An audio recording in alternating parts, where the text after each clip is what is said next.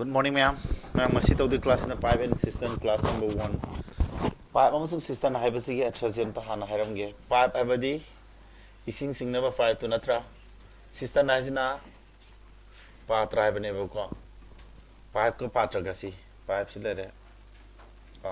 Patra haigana tinki gumasi patra ni dana sa. Sintes kumba harjare. Natra. Sing thajin doine. Sintes kumba natra. Sigi wari ni sida sangdu se akoi time and walk the sangi ba basic me am the sanga ne ba duna akoi na 5 and the system je time and walk ta hek loi ba ta ka da ma gi are ko ado theory khara na housing asigi class e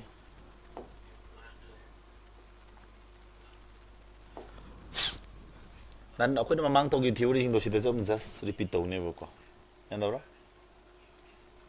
ma gi nam ke do ni thabak se negative to bi or koi wani 5 amana sing silakpa amana sing thoki ba gain sma yaro kane ba ko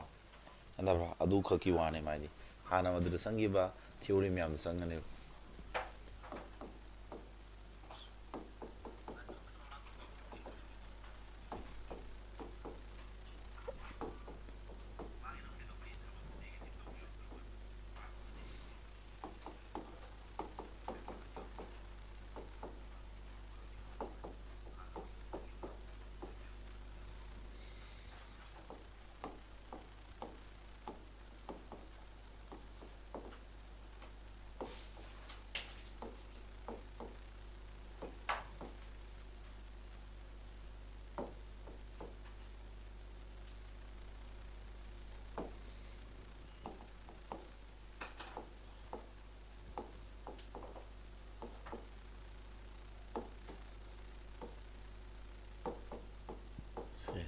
question 5a na teki du thalan mada kya sangba 5a na teki thalan mada 10 kya huwa duga 5b na thalan mada na putil war mabani pullagadi haibne ko adudi kya sangadagi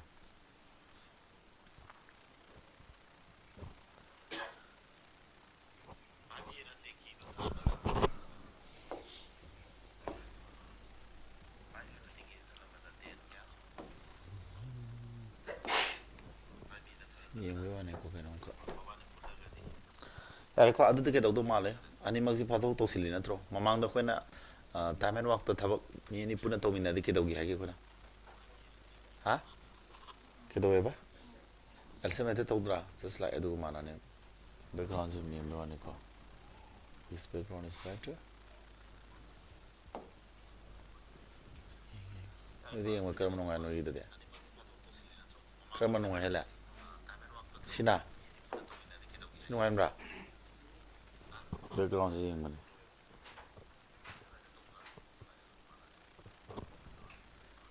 sini kita mau tuh last kira sih kayaknya sih nungai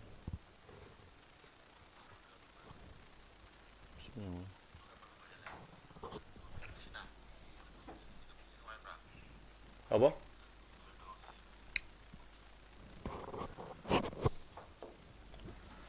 yang ngasih kok adu deh sida tahu deh sida nonton lagi adu tak agadi mama nih sih mama nih pura tahu agadi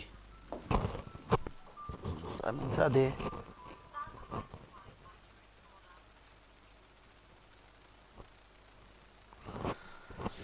yang kok amal mama nih pura tahu di mata tuh puri nih hebat ina makada di sini nih adu sama kayak dia lani ba kumanga adu 6 sangbra 6 awa harani ko adu elsam si formula adu ne basi amang da tawgi sa manani hai doina another elsam method ta follow di kamai tawni sa elsam method ta follow gana kamai hot kani ami ji ko elsam method ta di 5 a sin kya 10 awa b sin kya 15 kya awa natra awani elsam kya ta ni 30 ta 30 si kari ta re ba tu telo hai da re khona se tu telo wer ro tu telo hai ba mingo du tu ni da san ga da ba ko thank you dugi san ga da capacity ta re kyam san ga da ga do 30 units le lo dir se thank you le re khala se ko ad synthesis le re khala se si thajin du ni khala je sing ji ko ma ngon ising san ba gi sam de le ro idro total work mode adu capacity wena harane mingo ji kitang thaido ni ko san mai sang je 30 units 30 liter han losilo je unit to me to losilo 30 liter challe ha bu mane si thai si kyan da bra atadi adudi mana efficiency ji kai harane 1 hour da mana kya thajil mane de 3 unit 3 liter hai ta sin liter wadi si 3 liter hai ta 30 liter di losin me ya na example do ko ata 3 liter thajil hai duni pung da efficiency matang di per day haroi ko per hour pung da suba harani ko sidi kya na tu wero dra babani puna suba na tro sigi 30 unit challiba tenki si mabani puna kya da amana ahum amana ani thajil ta pura amutang da 5 unit thajil le mabani na adu puna kya sangya 6 sang dra adu 6 hours sang harani yar ba sini haini ko sia adu si kari khena ba lai sida akona time na work ta ki ba just method to adumak ne ba si sine je sidana kari use to we have no ma'am LCM method oi ba se wai wata khajitang khene have do ne mai noi ta ningi ji ta khai ko sia okay adagi again thaidu je ba sina pipe animal ising singsil lakoi thabak tobra amana sing thoki ba tora adi kamai do ba adugi mata amla se are ko se pipe ani ji ma thok to la je pipe A can fill a tank in 10 hours. Pipe B can empty the tank in 15 hours. A board pipe work when will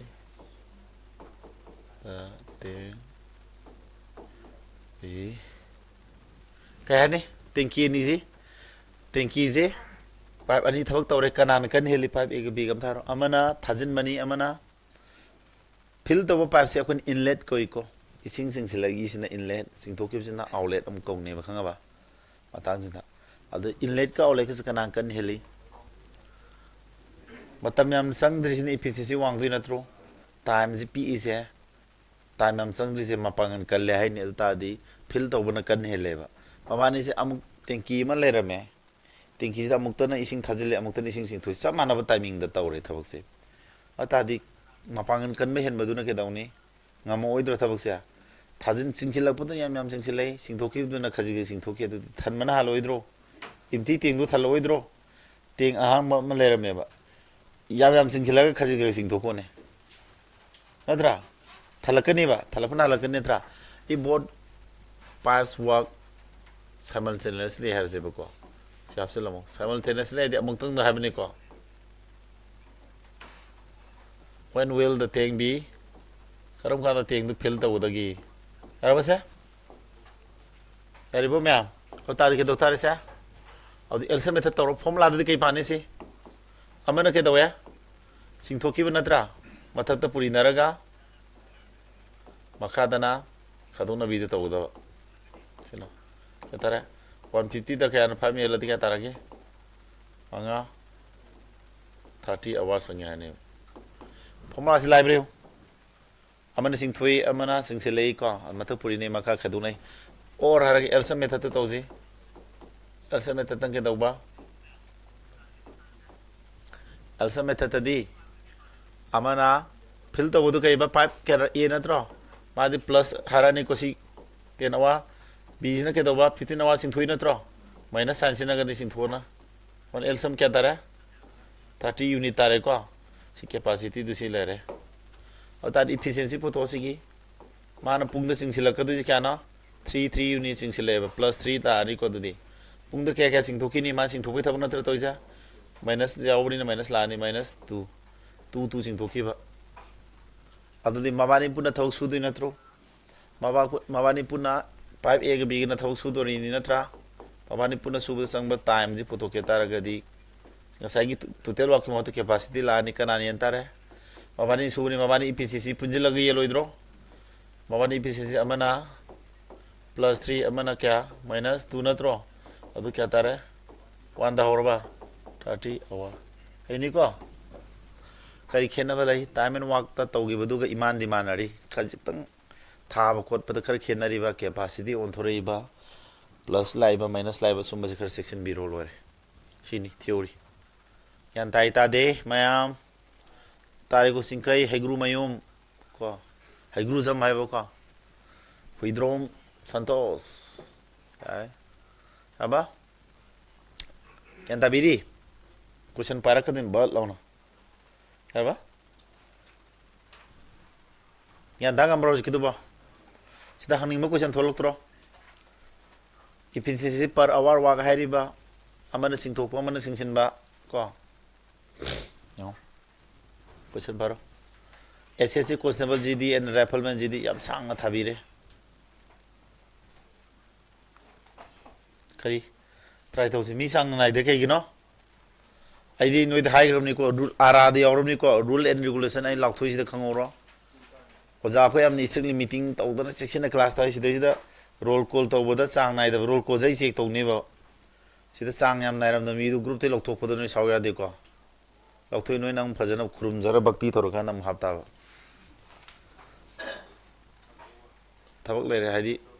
ꯀꯣꯆꯤꯡꯁꯦ ꯁꯨꯝ ꯑꯩꯈꯣꯏꯅ ꯗꯤꯂꯦ ꯐꯠꯂꯦꯗ ꯂꯩ ꯇꯥꯔꯗꯤ ꯅꯣꯏ ꯕꯤꯠ ꯂꯩꯔꯣꯏ ꯅꯠꯇ꯭ꯔꯥ ꯅꯣꯏꯅ ꯗꯤꯜ ꯂꯦꯟꯗꯅ class ꯌꯥꯎꯈꯠꯂꯛꯑꯁꯨ ꯑꯩꯈꯣꯏꯁꯨ ꯕꯤꯠ ꯂꯩꯔꯣꯏꯗꯣꯏ ꯆꯞ ꯃꯥꯟꯅꯩꯀꯣ ꯑꯗꯨ ꯈꯔ ꯒ꯭ꯌꯥꯟ ꯇꯥꯅ ꯇꯥꯔꯦ ꯌꯦꯡꯉꯣ ꯄꯥꯏꯞ ꯀꯌꯥꯅꯣ ꯑꯍꯨꯝ ꯅꯠꯇ꯭ꯔꯥ ꯃꯊꯛꯇ ꯂꯩꯕ ꯇꯦꯡ ꯍꯥꯏꯕꯅꯤꯀꯣ ꯇꯦꯡ ꯃꯊꯛꯇ ꯊꯥꯡꯒꯠꯂ ꯂꯩꯕ ꯇꯦꯡ ꯑꯃ 4 6 ꯑꯃ ꯋꯥꯗ ꯊꯜꯍꯜꯂꯤ how long would the three taps take to fill the tank if all of them are open together ꯑꯃꯨꯛꯇꯪꯗ ꯇꯧꯃꯤꯟꯅꯗꯣꯏ ꯅꯠꯇ꯭ꯔꯣ ꯑꯦꯜꯁꯝ ꯃꯦꯊꯠ ꯑꯣꯜꯂꯁꯨ ꯌꯥꯕ꯭ꯔꯥ ꯄꯥꯏꯞ ꯑꯦꯅ ꯀꯌꯥ 4 ꯑꯋꯥꯔ 6 ꯑꯋꯥꯔ ꯑꯃꯅ 12 ꯑꯋꯥꯔ ꯅꯠꯇ꯭ꯔꯣ ꯍꯌꯦꯡ ꯁꯤ ꯑꯊꯨꯕ ꯃꯦꯊꯠ ꯑꯃ ꯇꯧꯔꯣ ꯑꯗꯨ ꯃꯈꯣꯏ ꯑꯍꯨꯝꯒꯤ ꯑꯦꯜꯁꯝ ꯀꯌꯥꯅꯣ 12 12 ꯇꯨꯗꯩꯗꯨꯗ ꯁꯤ 12 ꯇꯨ 4 ꯌꯦꯟꯊꯣꯛ ꯀꯌꯥ ꯊꯣꯡꯉꯦ 6 ꯌꯦꯟꯊꯣꯛ ꯀꯌꯥ ꯊꯣꯡꯉꯦ 12 ꯌꯦꯜꯂ ꯀꯌꯥ ꯊꯣꯡꯉꯦ 12ꯗ 6 ꯌꯦꯜꯂ 2 ꯑꯋꯥꯔ ꯆꯪꯉꯅꯤ ꯑꯩꯅ ꯍꯧꯖꯤꯛ ꯇꯧꯔꯤꯁꯤ ꯀꯔꯤ ꯃꯦꯊꯠꯅꯤ ꯁꯤ ꯍꯥ ꯑꯦꯜꯁꯝ ꯃꯦꯊꯠꯅꯤ ꯊꯨꯅ ꯇꯧꯈꯤꯕꯩ ꯋꯥꯅꯤ ꯍꯩꯔꯃꯤꯅ ꯁꯝꯖꯤꯜꯂꯣ ꯃꯥꯏꯟ ꯀꯥꯜꯀꯨꯂꯦꯁꯟ ꯇꯧꯅꯕꯗꯤ ꯇꯥꯛꯂꯛꯏꯁꯤꯀꯣ ꯑꯦꯜꯁꯝ ꯃꯦꯊꯠꯇ 5 ꯑꯦꯅ 4 ꯁꯨꯝ ꯏ ꯂꯩ ꯌꯥꯒꯗ꯭ꯔꯣ ꯑꯉꯥꯡ ꯃꯆꯥꯏ ꯇꯥꯏꯞꯇ ꯍꯩꯇ꯭ꯔꯤꯉꯩ ꯏꯕꯩ ꯋꯥ ꯅꯠꯇ꯭ꯔꯣ ꯅꯣꯏ ꯑꯉꯥꯡꯂꯥ ꯅꯠꯇ꯭ꯔꯦꯀꯣ ꯆꯥꯎꯔꯗꯥꯏꯅꯦ ꯅꯣꯏꯗꯤ ꯆꯥꯎꯔꯕꯅꯤꯀꯣ ꯏꯗꯤꯁꯟ ꯄꯥꯈꯪ ꯐꯥꯗꯦ ꯅꯪꯕꯣ ꯍꯥꯏꯗꯤꯁꯥ ꯏꯁꯩ ꯌꯦꯡꯒ ꯆꯠ ꯍꯩꯔꯦꯃꯤ ꯄꯥꯈꯪ ꯐꯥꯔꯦꯃꯤ ꯍꯥ ꯑꯦꯖꯦ ꯍꯣꯏꯒꯤ ꯔꯣꯃꯥꯟꯇꯤꯛ ꯁꯣꯡ ꯊꯦꯡꯂꯕ ꯑꯍꯤꯡꯒꯗꯨ ꯇꯥꯗꯅ ꯀꯣ ꯄꯥꯈꯪ ꯐꯥꯖꯤꯜꯂꯛꯑꯕꯅꯤ ꯑꯗꯨ ꯇꯥꯔꯗꯤ ꯏꯃꯨꯡꯒꯤ ꯏꯃꯥ ꯕꯕꯥꯅ ꯇꯧꯔꯝꯕ ꯊꯧꯒꯥꯏ ꯃꯌꯥꯝꯗꯨ ꯅꯪꯅ ꯄꯨꯔꯛꯇꯧꯔꯕꯅꯤ ꯑꯗꯨ ꯇꯥꯔꯗꯤ ꯑꯗꯨ ꯃꯌꯥꯝꯗꯨ ꯑꯔꯨꯝꯕ ꯏꯃꯥ ꯕꯕꯥꯅ ꯄꯨꯔꯝꯕ ꯊꯕꯛ ꯊꯧꯔꯝ ꯃꯌꯥꯝꯗꯨ ꯄꯨꯔꯛꯇꯧꯔꯕꯅꯤꯅ ꯑꯩꯈꯣꯏ ꯃꯤꯑꯣꯏꯕꯁꯦ ꯂꯩꯀꯥꯏꯒꯤ ꯃꯔꯤ ꯃꯇꯥꯒꯤ ꯃꯤꯑꯣꯏꯕꯒꯤ ꯆꯠꯅꯔꯣꯜ ꯍꯥꯏꯕ ꯑꯃ ꯑꯗꯨꯃꯁꯨ ꯂꯔꯟ ꯇꯧꯁꯤꯟꯒꯗꯧꯅꯤꯀꯣ ꯌꯥꯝꯅ ꯌꯥꯔꯕ ꯁꯤꯗꯩꯗꯤ ꯂꯨꯍꯣꯡꯕ ꯇꯣꯡꯕꯁꯦ ꯇꯣꯏꯈꯠꯂꯛꯇꯣꯏꯅꯦꯕꯀꯣ ꯌꯥꯔꯕꯁꯦ ꯁꯤꯅꯤ ꯀꯣꯏꯅ ꯂꯥꯛꯏꯁꯤꯗꯤ 12ꯇ ꯃꯈꯣꯏ ꯑꯃꯒꯤ ꯏꯐꯤꯁꯤꯑꯦꯟꯁꯤ ꯌꯦꯜꯂꯛꯄ ꯅꯠꯇ꯭ꯔꯣ ꯁꯤ ꯄ꯭ꯔꯣꯁꯦꯁꯁꯦ ꯁꯤꯗ ꯁꯝꯖꯤꯟꯕꯩ ꯋꯥꯅꯦꯕ ꯌꯥꯔꯕꯁꯦ ꯑꯗꯨꯅ ꯁꯤ ꯌꯥꯔꯕ ꯁꯝꯖꯤꯜꯂꯒꯦ ꯅꯦꯛꯁ ꯁꯤꯗꯤ ꯇꯦꯞ ꯍꯥꯏꯗꯤ ꯀꯩꯅꯣ ꯇꯣꯇꯤ ꯀꯣꯟꯖꯤꯟ ꯀꯦꯁꯤꯅ ꯀꯌꯥꯗ 8 ꯑꯋꯥꯔꯗ ꯊꯜꯍꯜꯂꯤ ꯑꯦꯜꯁꯤꯅ ꯀꯌꯥꯗ 20 ꯑꯋꯥꯔꯗ in how many overs both ꯇꯦꯞ ꯀꯦ ꯑꯦꯟ ꯑꯦꯜ ꯇꯨꯒꯦꯗꯔ ꯀꯦꯟ ꯐꯤꯜꯗ ꯍꯧꯖꯤꯛꯀꯤꯗꯣ ꯆꯞ ꯃꯥꯟꯅꯩ ꯏꯆꯝ ꯆꯝꯅ ꯍꯪꯕ ꯀꯣꯏꯁꯟ ꯅꯍꯥꯟ ꯃꯥꯡ ꯊꯥꯍꯟꯕꯅꯤꯀꯣ ꯀꯩꯗꯧꯅꯤ ꯍꯧꯖꯤꯛꯀꯤꯗꯣ ꯑꯦꯜꯁꯝ ꯃꯦꯊꯠ ꯑꯁꯝꯕꯤꯗꯨ ꯇꯧ ꯑꯩꯅ ꯇꯧꯕꯗꯣ 28ꯀꯤ ꯑꯦꯜꯁꯝꯗꯨꯗ ꯀꯅꯥ ꯌꯦꯟ ꯇꯥꯔꯦ 28 ꯑꯦꯜꯁꯝꯗꯤ 40 ꯇꯥꯗ꯭ꯔꯣ 40ꯗꯨꯗ 8 ꯌꯦꯟꯊꯣꯛꯑꯗꯤ ꯀꯌꯥꯅꯣ ꯅꯤꯄꯥꯜ ꯃꯉꯥ 10 ꯌꯦꯟꯊꯣꯛꯑꯗꯤ ꯀꯌꯥꯅꯣ ꯑꯅꯤ 40/7 ꯁꯤꯗꯩ ꯂꯥꯏꯕ ꯗꯨꯅꯤꯌꯥꯗ ꯂꯩꯔꯝꯒꯗ꯭ꯔꯥ ꯑꯝꯇ ꯌꯦꯡꯉꯨ ꯌꯥꯗ꯭ꯔꯣ ꯀꯔꯤ ꯃꯦꯊꯠꯅꯦꯕꯁꯦ ꯑꯦꯜꯁꯝ ꯃꯦꯊꯠꯀꯤ ꯁꯝꯖꯤꯟꯕ ꯃꯦꯊꯠꯅꯦ ꯃꯕꯥꯅꯤꯒꯤ ꯇꯥꯏꯝ ꯑꯅꯤꯁꯤꯅ ꯌꯦꯟꯕ ꯌꯥꯕ ꯑꯦꯜꯁꯝ ꯂꯧꯕꯤꯔꯦꯀꯣ ꯑꯦꯜꯁꯝꯗ ꯃꯊꯛ ꯊꯝꯃꯦꯀꯣ ꯃꯕꯥꯅꯤꯅ ꯑꯃꯨꯛ ꯌꯦꯟꯊꯣꯛ ꯊꯣꯡꯕꯗ ꯏꯐꯤꯁꯤꯌꯦꯟꯁꯤ ꯑꯣꯏꯔꯣꯏꯗ꯭ꯔꯣ ꯍꯣꯔꯦꯟ ꯍꯧꯖꯤꯛ ꯁꯤꯗ ꯇꯧꯈꯤꯕꯗꯨꯃꯛ ꯅꯠꯇ꯭ꯔꯣ ꯎꯠꯇ꯭ꯔꯁꯨ ꯌꯥꯔꯗ꯭ꯔꯥ ꯎꯠꯇ꯭ꯔꯁꯨ ꯒ꯭ꯌꯥꯟ ꯇꯥꯔꯦ ꯂꯣꯏ ꯍꯩꯔꯦ ꯐꯔꯦ ꯐꯔꯦ ꯑꯁꯥ ꯌꯥꯔꯦꯀꯣ ꯃꯌꯥꯝ ꯂꯥꯏꯐ ꯀ꯭ꯂꯥꯁ ꯀꯥꯡꯕꯨꯗꯤ ꯃꯆꯤꯟ ꯍꯪꯕꯗ ꯃꯁꯥ ꯌꯥꯔꯦ ꯍꯌꯦꯡ ꯏꯁꯥ ꯄꯥꯝꯗꯦꯒ ꯍꯥꯏꯔꯛꯀꯅꯨꯀꯣ ꯌꯥꯔꯕꯣ ꯂꯩꯗꯥꯏꯅꯦ ꯆꯦꯜꯂꯨꯔꯒ ꯏꯁꯥ ꯌꯥꯔꯦ ꯍꯥꯏꯔꯒ ꯈꯔ ꯂꯩꯔ ꯑꯃꯨꯛ ꯄꯩꯁꯥ ꯂꯧꯅꯤꯡꯉꯛꯄꯒꯤ ꯌꯥꯗꯦꯒ ꯍꯥꯏꯔꯛꯄꯤꯗꯣ ꯂꯥꯛ ꯑꯍꯨꯝꯗꯤ ꯁꯦꯠꯂꯒꯦꯅ ꯃꯃꯥ ꯃꯄꯥ ꯌꯥꯝꯅ ꯍꯩꯁꯤꯡꯕ ꯂꯩꯌꯦ ꯕꯦꯝꯃ ꯁꯦꯠꯇꯅ ꯂꯧꯍꯧꯔꯗꯧꯅꯤ ꯁꯤ ꯃꯇꯥꯡꯁꯤꯗ ꯀꯥꯏꯅ ꯊꯧꯖꯤꯜꯂꯃꯤ ꯅꯨꯡꯁꯤꯅ ꯆꯦꯟꯅꯔꯤꯗꯣ ꯌꯥꯗꯦ ꯍꯥꯏꯌꯨ ꯀꯥꯏꯅ ꯍꯥꯏꯖꯤꯜꯂꯒ ꯌꯥꯗꯦ ꯍꯥꯏꯔꯒ ꯄꯩꯁꯥ ꯈꯔ ꯑꯗꯨꯝ ꯃꯥ ꯍꯌꯦꯡ ꯂꯥꯁꯇ ꯑꯗꯨꯝ ꯂꯣꯏꯔꯦ ꯑꯗꯨꯝ ꯀꯣꯁꯦ ꯁꯤꯗꯤ ꯁꯤꯒꯤꯗꯤ ꯀꯃꯥꯏꯅ ꯇꯧꯕ ꯅꯣꯏ ꯑꯃꯨꯛ ꯇꯧꯔ ꯉꯝꯕ꯭ꯔꯥ ꯌꯦꯡꯁꯤꯁꯦ ꯂꯩꯔꯝꯕ꯭ꯔꯥ ꯄꯥꯏꯕ ꯁꯤꯁꯇꯦꯝꯁꯦ ꯍꯧꯖꯤꯛꯐꯥꯎꯗꯤ ꯂꯥꯏꯔꯤꯀꯣ ꯄꯥꯏꯞ ꯋꯥꯏꯅ ꯀꯌꯥꯗ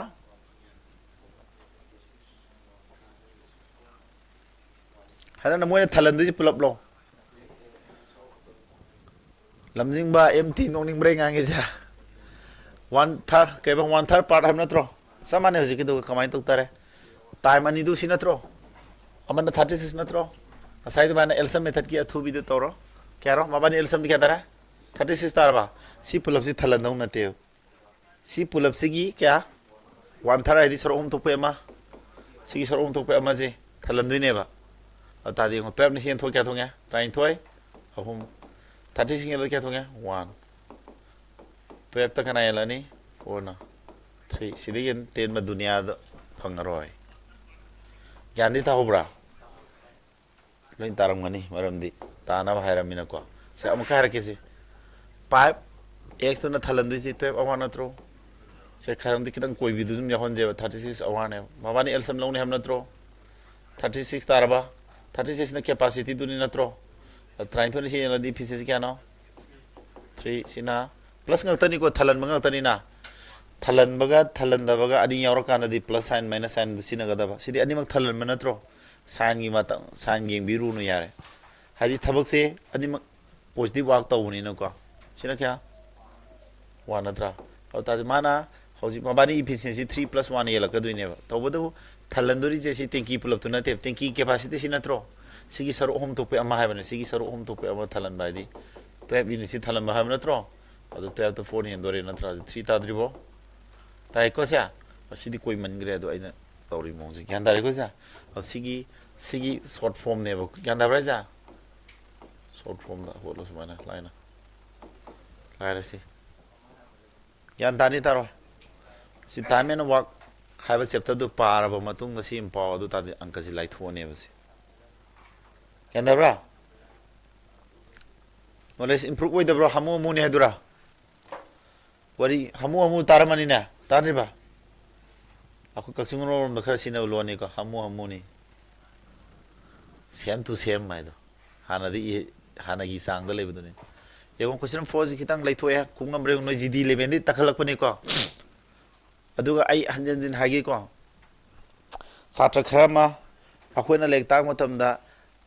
ꯁꯤ ꯑꯥꯏ ꯁꯤ ꯑꯣꯏꯔꯒꯅ ꯁꯤ ꯑꯥꯏ ꯁꯤ ꯀꯣꯏꯁꯟ ꯅꯩꯅꯧ ꯍꯥꯏꯕ ꯖꯤꯗꯤ ꯑꯣꯏ ꯖꯤꯗꯤ ꯅꯩꯅꯧ ꯍꯥꯏꯕ ꯁꯤꯖꯦꯜ ꯅꯩꯅꯧ ꯍꯥꯏꯕꯗꯣ ꯑꯗꯨ ꯌꯥꯗꯦꯕꯀꯣ ꯑꯩꯈꯣꯏꯅ ꯑꯩꯉꯣꯟꯗ ꯂꯩꯔꯤ ꯂꯥꯏꯔꯤꯛ ꯃꯌꯥꯝꯁꯤ ꯎꯔꯦꯗꯅ ꯁꯦ ꯃꯦꯠꯁꯀꯤ ꯅꯣꯏꯅ ꯇꯨꯝꯃꯤꯉꯩ ꯅꯜꯂ ꯊꯝꯕ ꯁꯣꯔ ꯐꯨꯜꯂ ꯁꯤꯗꯣꯏꯅꯦꯕ ꯁꯤ ꯂꯥꯏꯔꯤꯛ ꯃꯌꯥꯝꯁꯤꯅ ꯁꯨ ꯌꯥꯝꯅ ꯊꯝꯃꯤꯕ ꯂꯥꯏꯔꯤꯛꯁꯤ ꯄꯥꯔꯒ ꯑꯩꯈꯣꯏ ꯅꯩꯅꯔ ꯍꯥꯏꯔꯛꯑꯕꯅꯤ ꯑꯗꯨꯅ ꯁꯤ ꯊꯥꯖ ꯇꯥꯔꯦ ꯀꯣ ꯖꯤꯗꯤ ꯑꯦꯛꯖꯥꯝ ꯊꯥꯗꯣꯏꯅꯤ ꯖꯤꯗꯤ ꯈꯛꯇꯪ ꯀꯣꯏꯁꯟ ꯅꯩꯅꯔꯅꯤ ꯍꯟꯗꯛꯀꯤ ꯑꯦꯛꯖꯥꯝꯗꯣ ꯊꯥꯔꯨ ꯍꯜꯂꯛꯄ ꯁꯥꯇ꯭ꯔ ꯈꯔꯅ ꯀꯔꯤ ꯍꯥꯏ ꯁꯥꯔ ꯂꯩꯊꯣꯛꯑ ꯈꯨꯡꯉꯝꯗꯦꯗ ꯀꯥꯏ ꯇꯧꯋꯦꯕ ꯑꯗꯨꯅ ꯖꯤꯗꯤꯒꯤ ꯄ꯭ꯔꯤꯄꯦꯁꯟꯗ ꯅꯩꯅ ꯂꯩꯕꯩꯅꯦ ꯖꯤꯗꯤꯒꯤ ꯀꯣꯏꯁꯟꯁꯦ ꯔꯦꯜꯋꯦ ꯀꯣꯏꯁꯟ ꯑꯦꯁ ꯑꯦꯁ ꯁꯤ ꯁꯤꯖꯦꯜ ꯀꯣꯏꯁꯟ ꯁꯨꯝꯕꯗꯒꯤ ꯂꯩꯊꯣꯛꯀ ꯂꯩꯁꯤꯟꯒ ꯇꯧꯔ ꯍꯪꯅꯕ ꯉꯥꯛꯇꯅꯦꯕ ꯋꯥꯏꯅꯩꯕ ꯀꯣꯏꯁꯟ ꯁꯦꯠꯇꯔꯁꯤꯡꯁꯤꯁꯨ ꯇꯟꯈ꯭ꯔꯖꯥꯠꯅꯤ ꯀꯩꯅꯣ ꯑꯗꯨꯛ ꯌꯥꯝꯕ ꯁꯤꯞꯇꯨ ꯀꯣꯏꯁꯟ ꯁꯦꯝꯕꯁꯦ ꯃꯣꯏꯁꯦ ꯑꯗꯨꯃꯥꯏꯅ ꯃꯤꯒꯤ ꯍꯥꯟꯅ ꯍꯪꯈꯤꯕ ꯄ꯭ꯔꯤꯚꯤꯌꯁ ꯑꯗꯨꯒꯤ ꯗꯥꯏꯔꯦꯛ ꯃꯁꯤꯡ ꯑꯣꯟꯊꯣꯛꯇꯕꯤ ꯍꯪꯕꯗꯤ ꯌꯥꯗꯕꯤꯗ ꯂꯩꯊꯣꯛꯀ ꯂꯩꯁꯤꯟꯒ ꯇꯧꯔꯣ ꯑꯗꯨꯗ ꯁꯥꯟꯅꯕ ꯉꯥꯛꯇꯅꯦ ꯑꯅꯧꯕ ꯇꯥꯏꯞ ꯈꯔ ꯑꯃ ꯍꯥꯞꯆꯤꯜꯂ ꯂꯣꯏꯔꯦ ꯆꯍꯤ 9ꯁꯤ ꯃꯣꯏ ꯃꯀꯣꯛꯇꯁꯨ ꯅꯩꯅ ꯂꯥꯛꯑꯃꯤꯅ ꯑꯩꯈꯣꯏ ꯎꯔꯛꯑꯦꯕ ꯌꯥꯗꯕ꯭ꯔꯥ ꯌꯦꯡꯉꯣ ꯁꯤꯗꯤ due to leakage in a tank there are 220 liters of water left in the tank which originally ꯁꯤꯗꯤ ꯄꯥꯏꯞ ꯁꯤꯁꯇꯝꯒꯤ ꯃꯑꯣꯡꯗ ꯅꯠꯇ꯭ꯔꯦ ꯍꯪꯉꯤꯁꯤ ꯑꯦꯜꯁꯤꯌꯝꯒꯤ ꯃꯑꯣꯡ ꯀꯔꯤ ꯄꯔꯁꯦꯟꯇꯦꯖ ꯃꯑꯣꯡꯗ ꯍꯪꯉꯤ ꯅꯠꯇ꯭ꯔꯥ ꯍꯥꯟꯅ 240 ꯂꯤꯇꯔ ꯂꯩꯔꯝꯕꯗꯣ ꯍꯧꯖꯤꯛ ꯀꯌꯥꯗ ꯉꯥꯏꯍꯧꯔꯦ ꯍꯥꯏꯅꯣ ꯏꯁꯤꯡ ꯀꯌꯥ ꯃꯥꯡꯈꯤꯒꯦ ꯁꯦ ꯏꯁꯤꯡꯗ ꯍꯥꯏꯔꯨꯔꯅꯨꯅꯦ ꯅꯪꯒꯤ ꯂꯨꯄꯥ 100 ꯂꯩꯔꯝꯃꯦꯕꯀꯣ ꯍꯧꯖꯤꯛ 40ꯗ ꯉꯥꯏꯔꯦ ꯀꯌꯥ ꯃꯥꯡꯒꯦ ꯅꯪ ꯂꯨꯄꯥ 100 ꯂꯩꯔꯝꯃꯦꯕꯀꯣ ꯂꯨꯄꯥ 80ꯗ ꯉꯥꯏꯔꯦꯕ ꯀꯌꯥ ꯂꯣꯁ ꯑꯣꯏꯔꯦ ꯂꯣꯁꯁꯦ ꯄꯔꯁꯦꯟꯇꯦꯖ ꯀꯌꯥꯅꯣ 10 ꯅꯠꯇ꯭ꯔꯣ ꯂꯨꯄꯥ 100 ꯃꯅꯨꯡꯗ ꯀꯌꯥꯅꯣ ꯂꯣꯁ ꯑꯣꯏꯔꯤꯁꯦ 10 ꯅꯠꯇ꯭ꯔꯥ ꯑꯗꯨ ꯄꯔꯁꯦꯟꯇꯦꯖ ꯄꯨꯊꯣꯛꯄ 100ꯅ ꯄꯨꯔꯛꯏꯅꯤ ꯑꯗꯨꯗꯤ 20% ꯅꯠꯇ꯭ꯔꯣ ꯅꯪ ꯂꯣꯁ ꯑꯣꯏꯔꯤꯁꯦ ꯑꯗꯨ ꯅꯪꯒꯤꯁꯦ ꯄ꯭ꯔꯃꯥꯟ ꯑꯃꯒ ꯑꯃꯨꯛ ꯇꯧꯔꯛꯀꯦ ꯅꯪꯒꯤ ꯂꯨꯄꯥ ꯆꯅꯤ ꯂꯩꯔꯝꯃꯦꯕ ꯅꯪꯒꯤ ꯂꯨꯄꯥ ꯆꯅꯤ ꯂꯩꯔꯝꯃꯦꯕ ꯍꯧꯖꯤꯛ ꯆꯥꯝ ꯌꯥꯡꯈꯩꯗ ꯉꯥꯏꯔꯦꯕ ꯀꯌꯥꯅꯣ ꯂꯣꯁ ꯑꯣꯏꯔꯤꯁꯦ ꯂꯣꯁ ꯄꯥꯔꯁꯦꯟꯇꯦꯖ ꯀꯌꯥꯅꯣ 50 ꯔꯁꯦ 50% ꯍꯥꯏꯕ꯭ꯔꯥ ꯁꯥꯔ ꯆꯅꯤ ꯃꯅꯨꯡꯗ ꯀꯌꯥꯅꯣ ꯃꯥꯡꯉꯤꯁꯦ ꯁꯤ ꯆꯥꯝ ꯃꯅꯨꯡꯗ ꯀꯌꯥꯅꯣ ꯂꯣꯁ ꯑꯣꯏꯔꯤꯁꯤ ꯂꯣꯁ 20 ꯅꯠꯇ꯭ꯔꯣ ꯆꯥꯝ ꯃꯅꯨꯡꯗ ꯆꯥꯝ ꯃꯅꯨꯡꯗ 10니 ꯄꯥꯔꯁꯦꯟꯇꯦꯖ ꯄꯨꯊꯣꯛꯀꯦꯗꯤ 100ꯅ ꯄꯨꯔꯤꯔꯒ ꯁꯤ symbol ꯍꯥꯞꯅꯦꯕꯀꯣ sida mangi na sani manung da kya mangi ja yang khai mang mani kanai manung da ba sani manung da percentage side sama da pathok tu ni sam puri raga si symbol ha ko da ba adu kya tara tu ni la 25% ne kana no khange he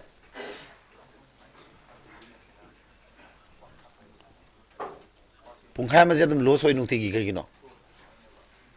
basta lak pra kendra lak pra ha kai da kya kai le gina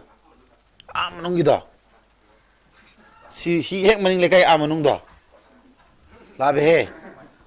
nan thao ko lo du di ya ba 자, 그것이 렌 홍두도 뭐 또시야로 시켜 달아 시카가니 거면 퍼센티지 포도 페디 한데는 뿌리라가 시 심몰 하거니 뭐고 yanдар 바지 사만웅도 오이버기 시 사만 뿌리지 강니까 시디 사니 क्या मांगेजा सनी नि full litre ले मधु सनी कुनो क्या मांगया 20 litre से loss हो रहा loss से 20 litre मांगे therefore percentage putok pay mong kay kamay putok di 240 manung da 20 liter manga di cham manung da di smaila ani ko ke dorni sa ani ka di kano trying to 1/2 ke di add whole 1/3% 8.33 simba pu beni go se tep na kanadi ndui ba me 100 ti ndui na tro ko di si simba pu re ko simba pu ro mi na ko di thure noi holo ज्ञान था बता दो भारो live class को मो ज्ञान ताई तादे तुम पखुम पिरो को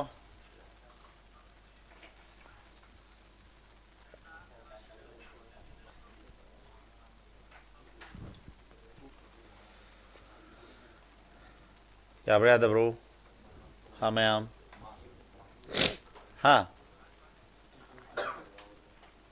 क्या रबो सिबाउ तो ज्ञान तारो चली को सीधी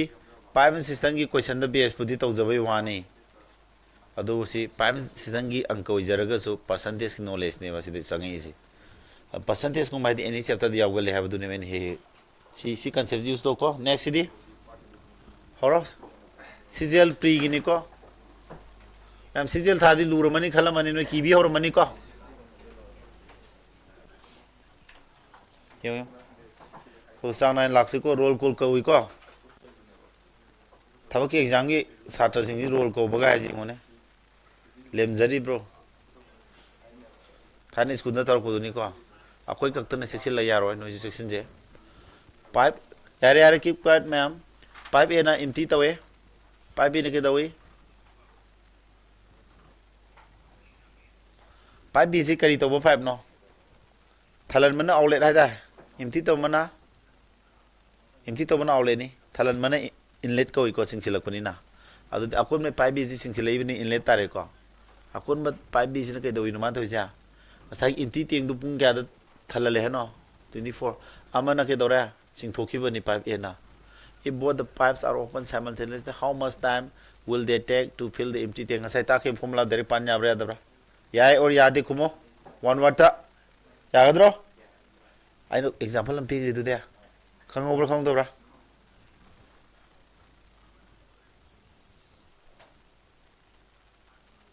तो दो है सीधी और तो अमन फिल तो बंदे तो हाई गिद्रो काउगुन को मुन मन ताउजी को मुन ताराबा हम नॉलेज संगनी अदुदी कई तो कमाय होलने अदुदे अदुदी मथक तो कई दोने है अमना इम्ती तो बम नत्रो अमना फिल तो बनी पुंग्यादा सी कनाना कन्नी हेलनी इम्ती नि हेलोइद्रो if both the pipes are open simultaneously how much time will they take to fill the हाँ वो चीज़ फिल दे इम्ती तो पारे फिल है बना तो आने में फिल तो वो है बने अदु दिंग सागी फॉर्मूला मतलब तो पूरी रगा मखा तो खादो पी ये नती को मखा तो चिंता रे पूरी रनी अदु का के तो बा मखा दा तिसिंदुई बा अदु से यारे को सी फॉर्मूला से फॉर्मूला दो नत्रो सी formula xy plus xy divided by x plus y दुनी को अदु नतबा एलसीएम मेथड तौरदी माबानी एलसीएम क्या ना 24 गा 18 एलसीएम दी 72 रा 72 18 एलदी 4 24 एलगना 3 अदुदी 72 by 7 करमन ला हेली तरेन कादी तरे तरा सिकरी मेथड को विषय तो जा एलसीएम मेथड तुगी शॉर्ट फॉर्म नि को एलसीएम लौ लेत्रबा अखोना ई दबी तोथोगा माबानी एलसीएम सि थंबिरे इफिशिएंसी नि दु थक yen thô tar phode efficiency oidu natro aduni yen thone ha baduni phure ko si formula si lai hari formula si LCM method ki short form dina thu be hele sai tawre ko very yan thari ko mea adu CGL gi lai drasya ade yon CGL sumo ko sinai na ga dawne ba adu CGD de sum onjila hang kane so to yadro dona masida CGL ga ek ta thar di sa wona GD ko singla ga CGL ta har ka duini ba adu yawe si mindset si leiba satra a khoi gi thaina khoi nungju ki matam gi life te hingba yar ko se a tab can fill a tank in this another tab mon para question ja hai exam da ne question para kamai hot ka da gi khali ge da matam adum chang mani ko si exam tharo ka mu si khang wani question jang tum pa da athaji cha non loksin dam khona ga da ba loksin bai train sa athar da gyan ta nam da han biro ga hayo halake bai to no da seng na a tab can fill tawre ko another tab through ke dawi fill tawi natra mamani is open at the same time then in how much time will the empty tank be filled si jo hoji ki to samana bra yung kamana secondary level samana hoji ki sab ke doni method to puri rani matha tismi ta wani ko formula da na adu LCM method ki short to palo siska 4 ki LCM kya tara 12 to the 6 na yen thodi 2 4 yen thodi 3 adu 12 by 5 tara ba 12 by 5 ta di awa natro pung ni adu mana punga 5 yen thodi kya thongi pung 3 thodi 5 yen thodi tu awa tara ba farak ta le mori kana no tu lembro tu le mag 2 by 5 le mi ba ko 12 yen thodi thung na si thamo are man mathak thamo ko si awa natro le ja awa si saruk si mapum oidre mache ne ba adu minute unbi be wane yongone 12 to 5 eladi tu thonge tu le me sini ba lak tu si natro sida lai ba se si mapum si tu sina mapum ne ba khangbra mapum si thambire 2 by 5 si mache ne ba ko mache che khona minute to hondo awa di pikta ba minute to lo 2 by 5 se awa 60 minute ka man ne 2 by 5 are awa gi mota si awa si mota ina na line to che 60 minute han iya da bro manga ka di manga try to da ba adu di 2 hour ga 20 ga kya na try to ni kumari na tro minute yaw bra yaw da bra option de yaw bro yaw bra ne yaw da di ke do hai ni 6 ka 4 na tro 6 4 sam di 12 ni 4 ne tho di mari hom 16 la di hom ani manga ani tara ko 2 by 5 2 by 5 16 la di trying to ni kumari si ta de ni ko man typing mistake ko morang mani ma'am akhoi di chum no hol labani ko si hol aba akhoi ni holi jang ka aram bam ta leite ko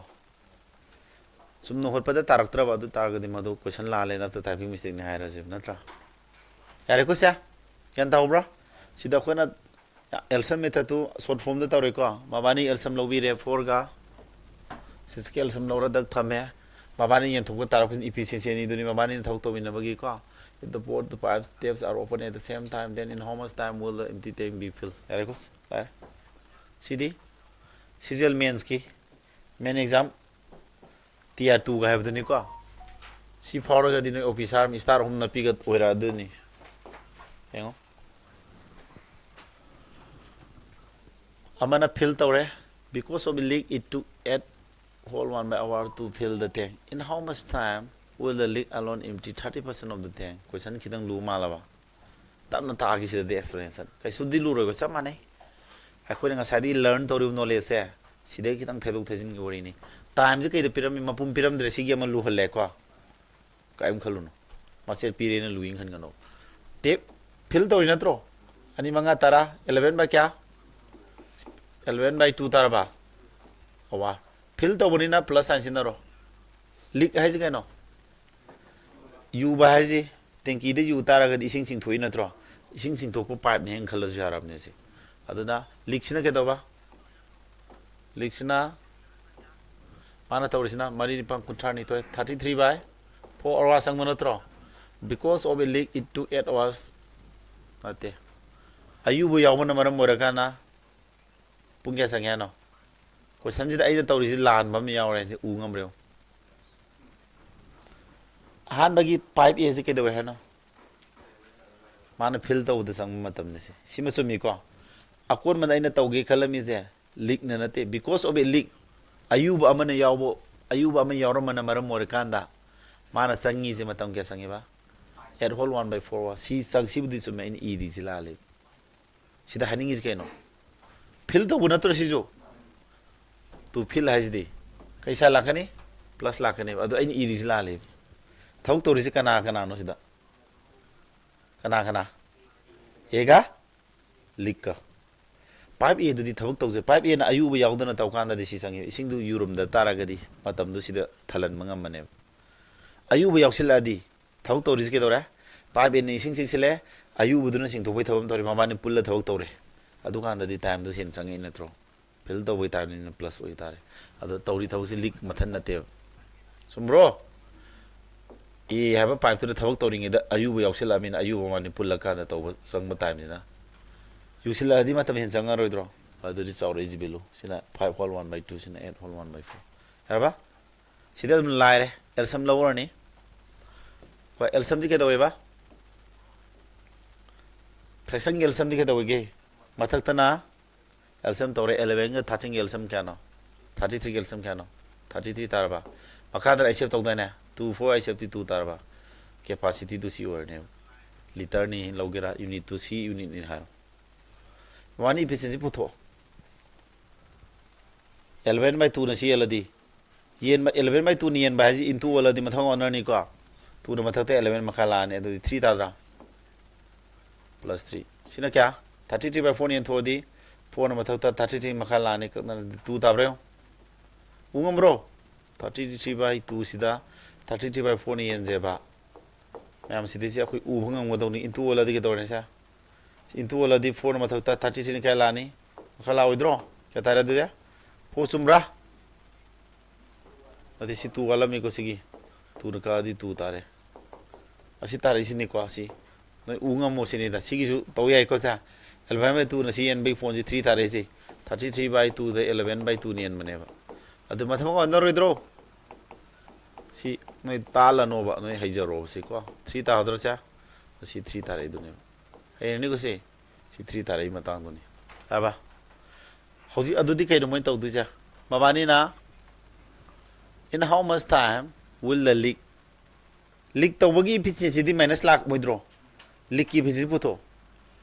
मबानी पुन्ना तौरगना थाबक तो क्या मबानी पुन्ना तौरगना थाबक तो क्या ना मबानी पुन्ना तौरगना +2 अदुदी अनि पुन्बगी ना a गा pipe a दुगा leak ओइबना तौरी थाउसी +2 नत्रो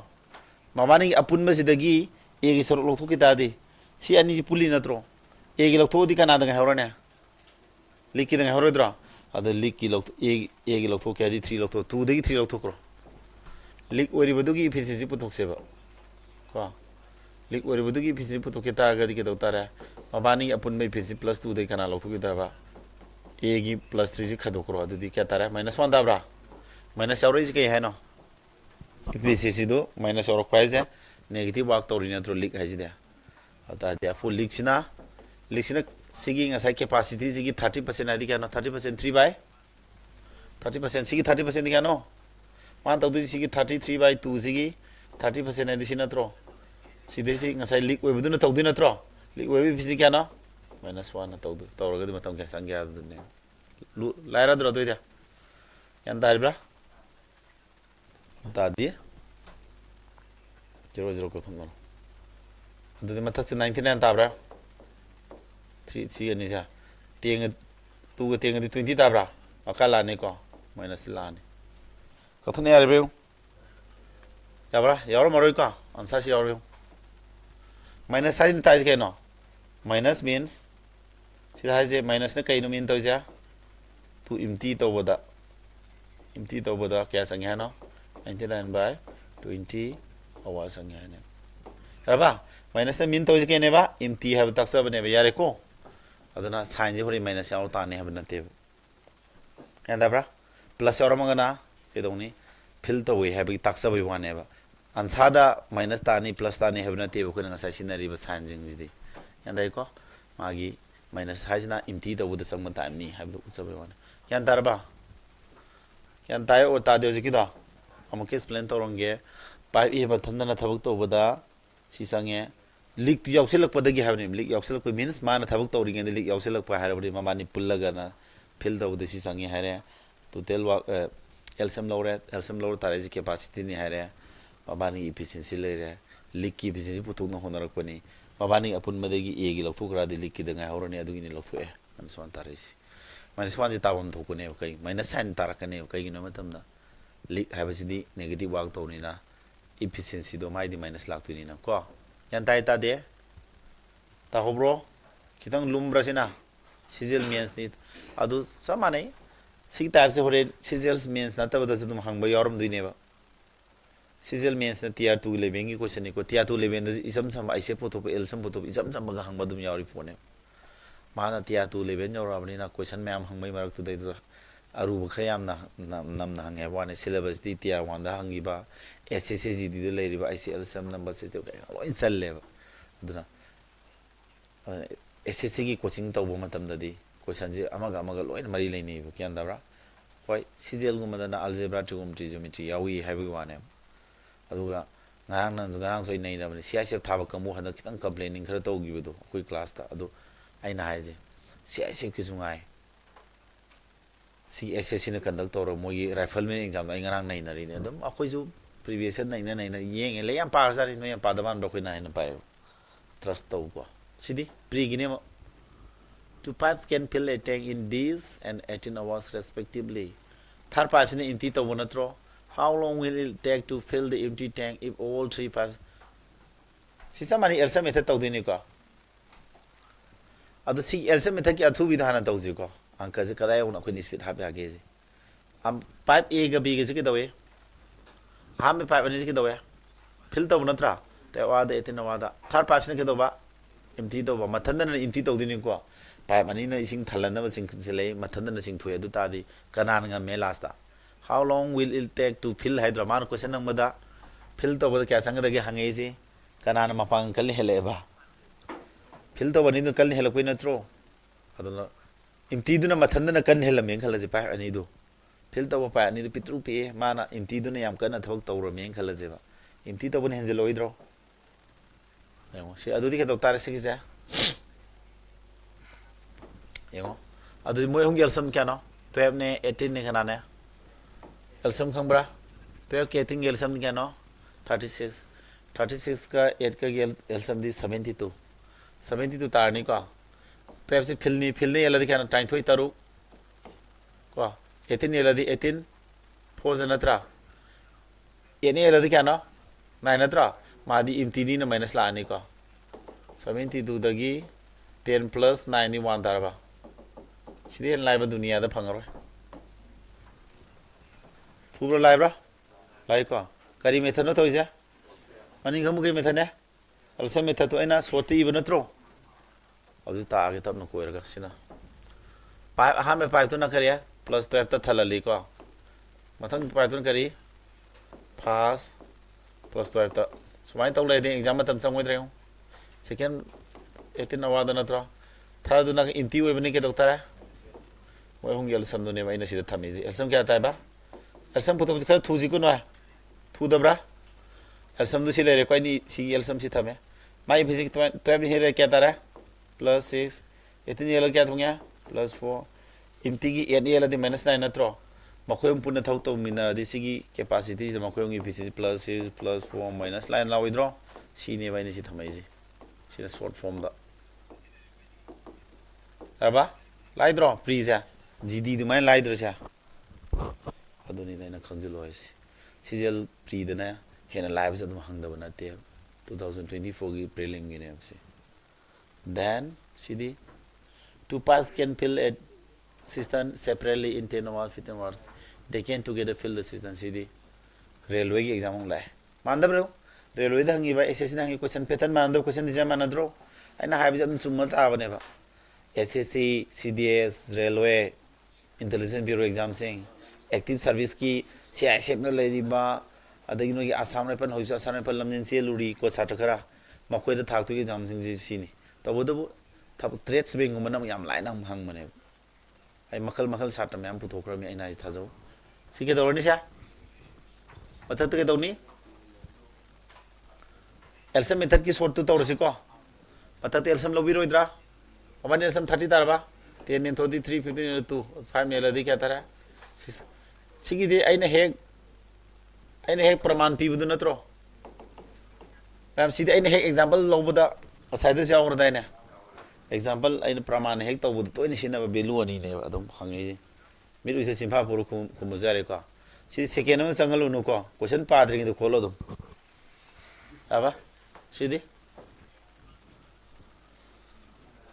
Mumbai RRB Regional Rural Bank Cistern nama fill tawi 9 hours but it takes 10 hours to fill when there is a leak yaw romalising mana bama leak we badagi batam madi makada ayuba ma leibira maramurga matam do 9 sangam tero sangya if the cistern is full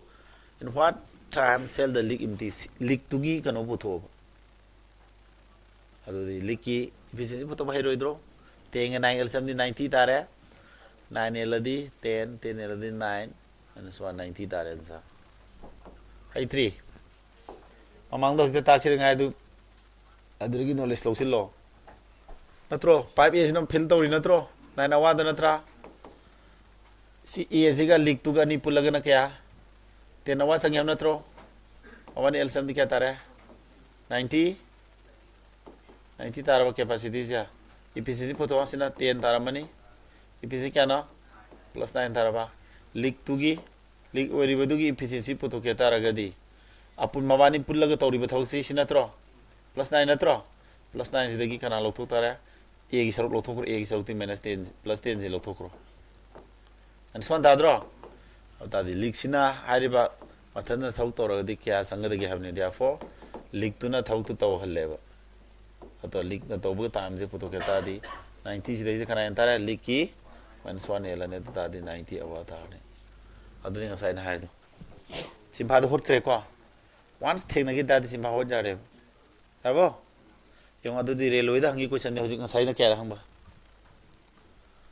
sijal kya no ha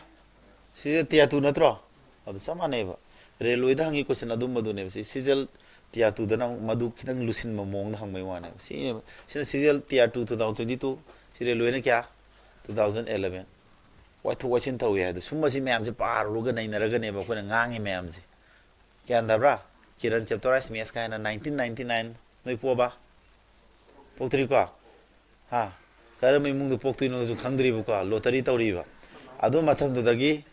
SSC na hangi ba lei ba question maths ki question collection 1999 dagi ko adu mayam du fadan nei naraga satroning es nei nara la ozawri nei nara la ne adu talai ne ba na akona haji yandar ba kare ko sia sidi engwa kitang sangtak tawbra patho pai hom ni together adi moi hum pulle ham natro se sawa thalale siyo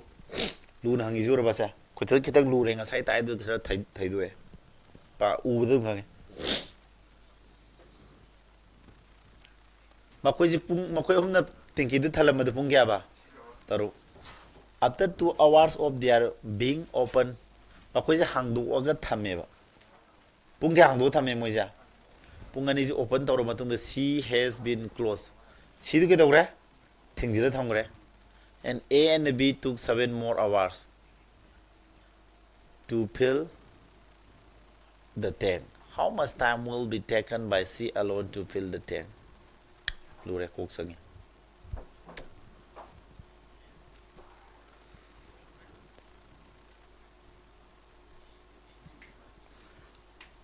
Efficiency 1. after 2 hours more the already 2 or 4 unit na hore a b gi efficiency puthoni took 7 more hours 7 na 2 by 7 la ni c di 5 by 7 la ni 6 ta 42 by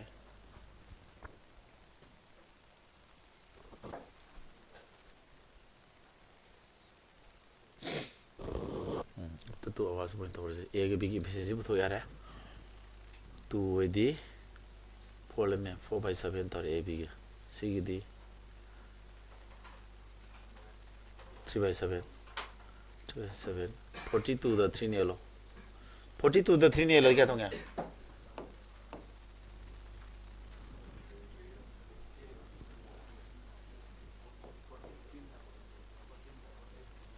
sensa ta lorba kolom tha de na idema sina haibe ne yaraba hana nei na gibi na te ko thaina mayam pa rabina makhong du senga me concept seng ni na uri ne ko mun ta se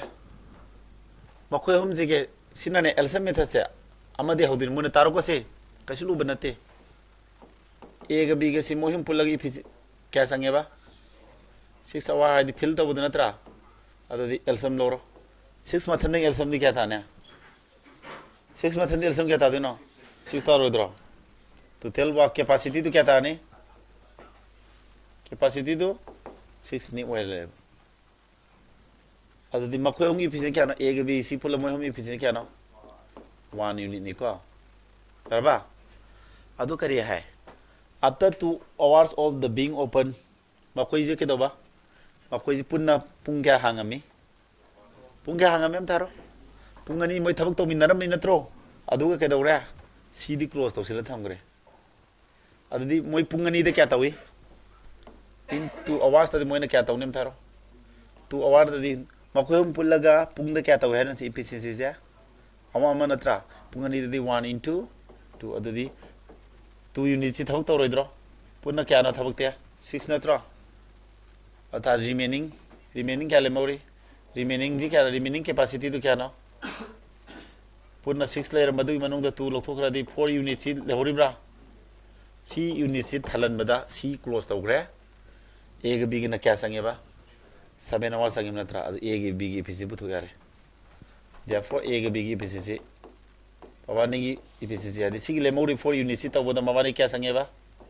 7 hours sange natra ade mawani efficiency puto ke taraga di capacity du kana yantara ha efficiency puto ke total wat kana yan gige dn ngi dana matang di total wat si capacity na tro capacity hoy bo hin singrab ne ba capacity le mori capacity 40 ni si thalan bada 7 hours sange time du ni yela ne di si changadro ege big efficiency kya ba 4 by 7 na tro ad si gi efficiency di apun maji wan na tro mo khoyum pulaga makhoi hum wan apun maji dagi ege big efficiency lokthokro di si gi ta hroidro sigi basic puto ke a b lokthokro apun ma 1 dagi 1 de 4 by 7 khado adi kya no 3 by 7 lemdro sigi efficiency le eba smai sigi puto no selak pane therefore hoji ke doctor now si na thau tu tawro di ham natro si mathan to di kya sang de ham natro si na taw da sang ba time puto ke ta di sigi thabak se si na si mathan da how much time will be taken by c alone to fill the tank si tank is hai si mathan thalal kya sang de ham ne asi matan da si thalan ge ta di 6 unit sida agi phisi kya na 3 by 7 yellow idro ado hom ka di ani tarba hom da siga di ani thunga ba ani ge sabe ka di ani 7 mathak puri karo ne kya tara 14 awa yang live la ubra udo mala milar me na tra question ma'am nei na nei ndra ga loksing la kini yan da hobar ta udabra tai ko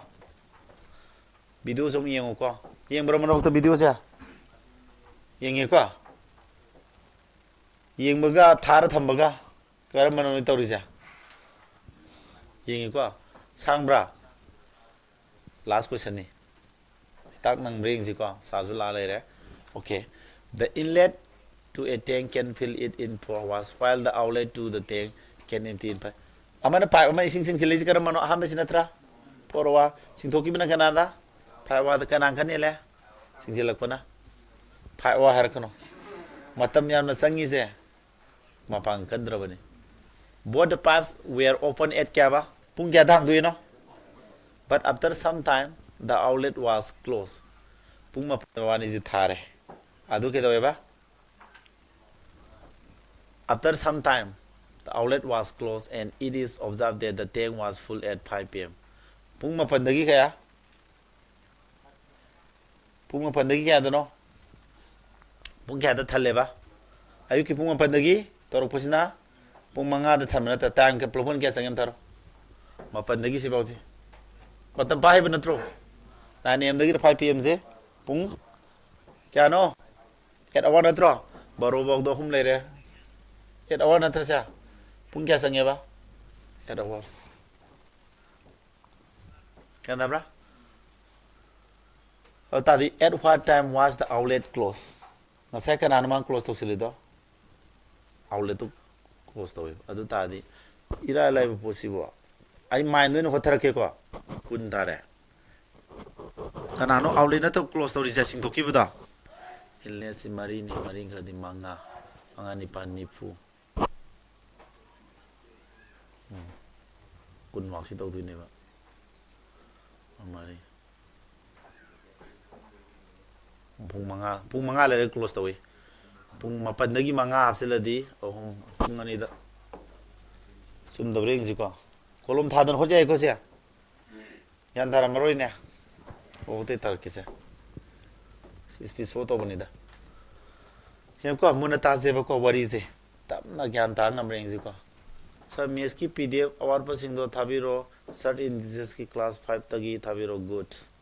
na da mai na thawai na hang badu ma re haraurs ko sungda ga thadan thamaga ne ko song hang tabre ngi do ne video de dum sin bra thoya wa noi heller me wani ne ne pai ba na 4 hour de fill loi bani ko atra idi sinang to bro mo thoya wa hinari sinang jori ra thazo mangu buji hingalak ba wadra ja an sang khang mo bado se auleti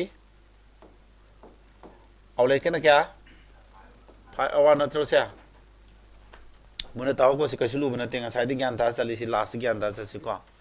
chani kitang nai re adu ta su wari du khangmo ba ina si wakhan khan bai thinking do wari li gyan ta ngam reng je elsam di log di na tro aina +5 iri si la no sum bro adu la le her ti gi no ba aw wera chat kya ra ba ina hara di ta gyan da ring ni si outlet id sing thoki bani na negative wang ne minus asa ha gram no tro elsam lo ro kya ta re 20 ta ba capacity क्या ना 20 ने efficiency पुतो से inlet की efficiency क्या ना +5 तो outlet की दी -4 ये उनका माबा नहीं जी पुंग मापन दगी start हो 9 am to क्या बा 5 pm हाजी पुंग क्या ने बसा at hours ना त्रा पुंग निपान जी माबा नहीं थवक तो मिना रे अदु pipe अमक खक्ति ले को सिदा आइना Hobadi loy bosi mamani thabak sumi narambra hayo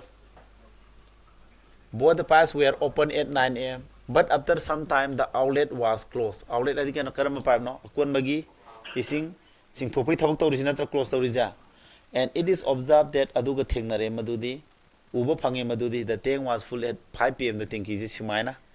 ahamada tawri mong sinida ahamada mamani maksi function tawhalle samana sing chilak paju sing thoki besu khar lerga sing thoki ba pipe se sing thoiba pipe outlet se sidi close to sile pung kya matung nu khangde ko athanda kana ta hore de thajilak pai thawak tori pipe se sidi adum thawak to lep ta na tori ko madi close to de madi ko adu pulapuna pungtan than bada tinki ji 5 kya sange ba 5 pm da loire adu di pung ni pan sange ha ba saman no dro open de hore dia at what time was the outlet close ngasagi close to gibudo matam khar thawak to minaram matung da outlet pipe se close to gidana pung kya to close to gi sini hangi ko sen gyan dari ko hara gel asai akhoni yeng du je fil to du ji tinki ji sinatro si tinki je 20 capacity ne natra 20 units ne thalan du ji tinki ji capacity sinatro asai gi pipe amakak ti thabak hobudi loibo to kana no pipe to inlet natra mana made hobudi loibo thok to ma pung ni pan thok to dro se et awa wak to dro sia Eraba walk away ko adudi tu kya taran de ipa manga kya na 5 into 8 kya no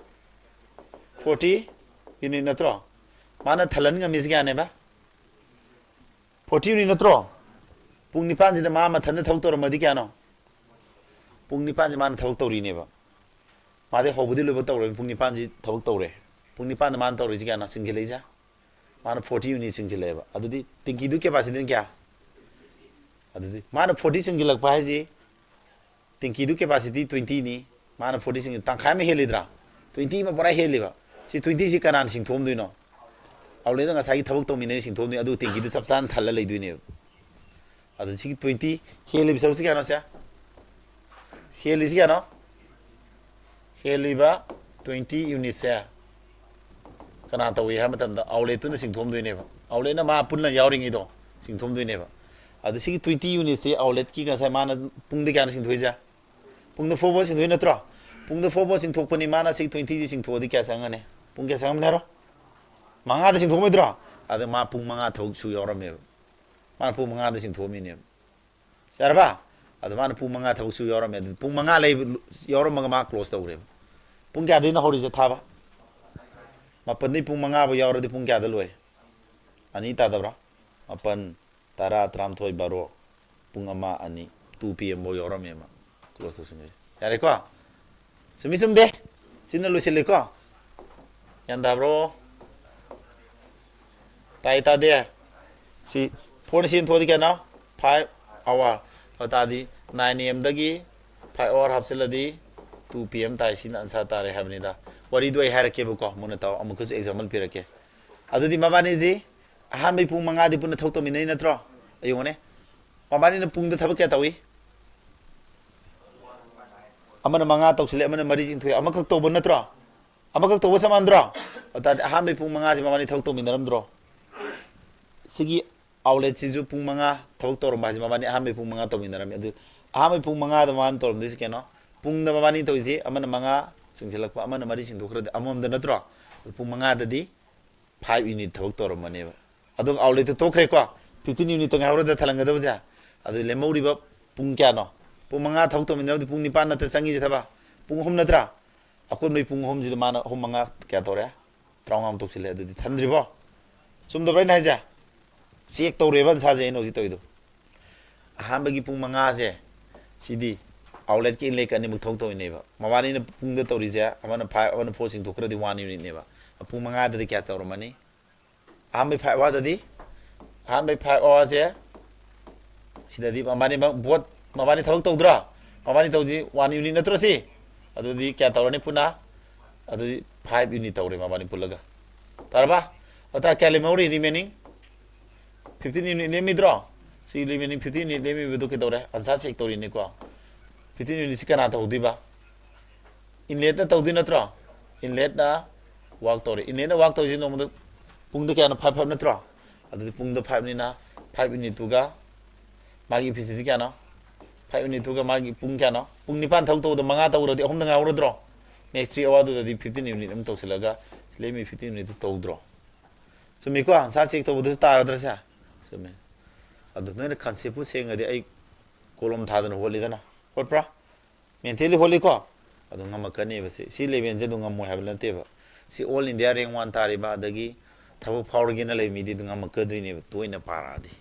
akoi to ina ma'am para ki ba ko ki ma'am duna any question hangjara jo ko na khudu khudu ki idea pi ro khut ngami si smana ma khong sing ko ado aina tai jing je video yeng be ya ba facility le bani na hanjin hanjin yengo adu ga na hanjin gyan ju tar khine